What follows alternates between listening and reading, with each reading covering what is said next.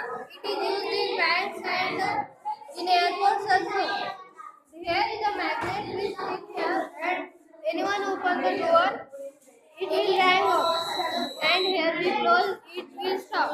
And here is a magnet connected to this kit and this is connected to this battery and from here sound will come. This is buzzer. And there are some components. This is transistor, capacitor, and these are resistors.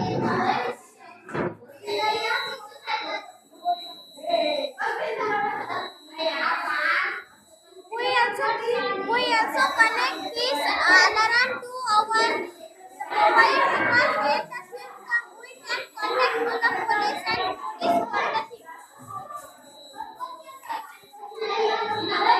And nowadays it is very important for all people because there are so much documents in their cupboard and locker.